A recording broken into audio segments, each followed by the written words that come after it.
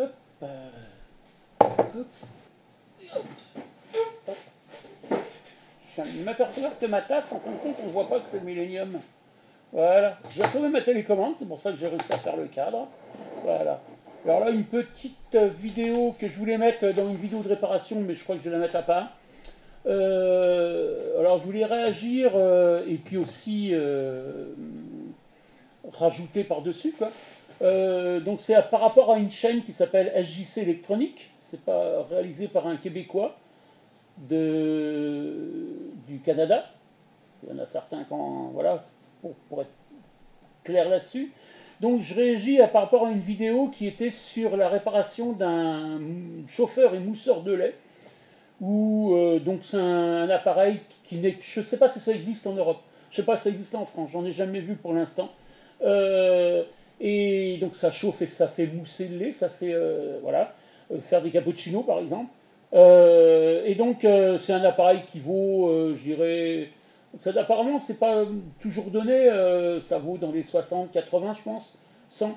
Bon, euro, dollar, c'est la même chose. Alors, dollar canadien, je crois qu'ils sont un petit peu plus bas que nous, mais on va dire que, voilà, qui est quand même, donc c'est un réparateur comme moi, qui est très très très pointu, qui est beaucoup basé sur l'électronique et même de la microélectronique, que je fais moins. Par exemple, il fait des téléphones, ça je ne sais pas le faire.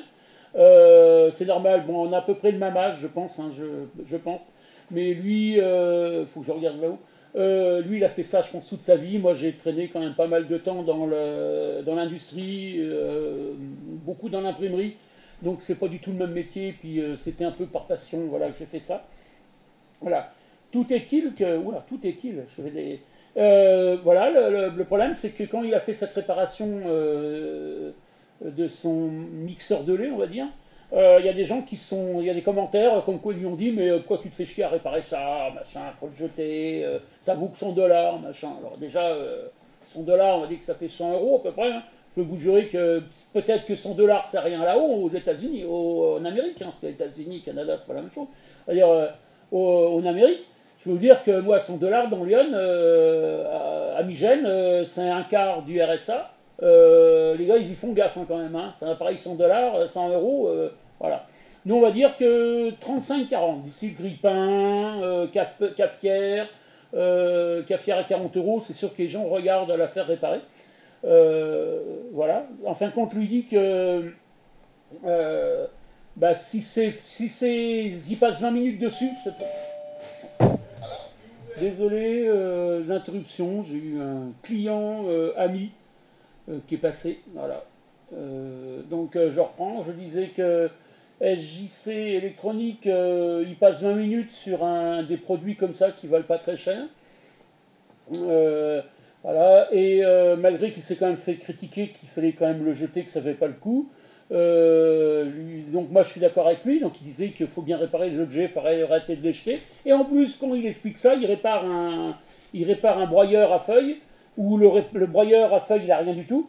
C'est simplement que la personne n'a pas lu complètement la notice machin et qu'elle l'a mal utilisé, et donc il y avait un contact de sécurité qu'elle n'avait pas vu.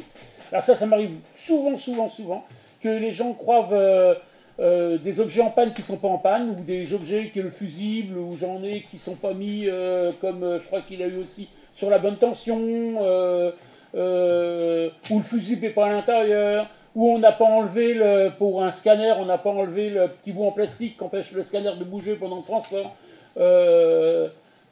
Voilà, sans parler de la chaussette qui est coincée dans la machine à laver au moment que je la récupère quand elle allait partir à la déchetterie. Et puis pour les autres objets, les moins chers, ça serait bien de les faire réparer, ça éviterait d'en racheter d'autres. Et puis à la limite, on arrivera un jour où peut-être même qu'on fera réparer, ce qui est le cas pour une voiture. Hein, la voiture, si vous prenez tout le matériel que vous achetez dessus, et puis toutes les réparations que vous avez au cours de 10 ans, je pense que vous avez bien le prix de la voiture à la fin. Et pourtant on la garde, et voilà. Parce que naturellement, le prix entre-temps de l'objet que vous voulez racheter neuf, c'est le cas par exemple pour les centrales vapeur, elles ont vachement augmenté. Et la centrale vapeur, vous avez eu en promo, parce qu'il y avait une promo à l'époque, et elle a 5-6 ans, elle est tombée en panne, parce que j'en fais beaucoup de centrales vapeur. Maintenant, elle en vaut peut-être 300 ou 350. Là, c'est plus 50 euros de réparation par rapport. Non, là, c'est sachant que moi, c'est ce que je dis toujours aux clients, le prix du neuf. Et puis, dans un autre cas, il faut faire réparer les objets, quoi. Malheureusement, économiquement, je sais qu'un grille-pain, c'est pas rentable à réparer pour moi. Donc malheureusement, je ne les répare pas. J'essaye alors j'essaye de les renvoyer sur des repair cafés, où ils font ça, où la personne peut réparer elle-même. Voilà.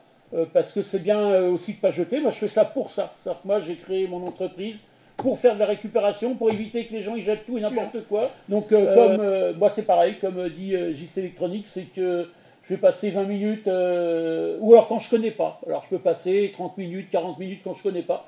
Je facture toujours, le minimum, c'est 15 euros pour les petits objets, machin comme ça.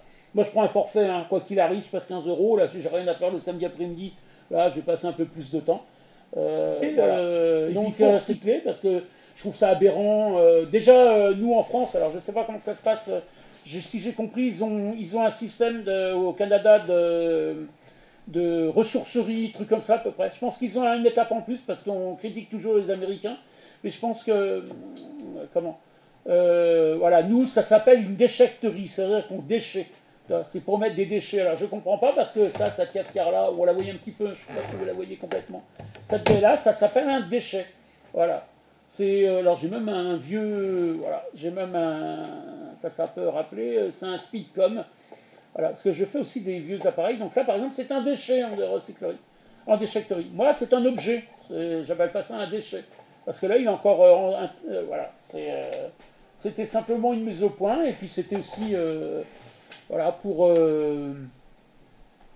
dire qu'il faut faire comme dans les chaînes de télé où voilà.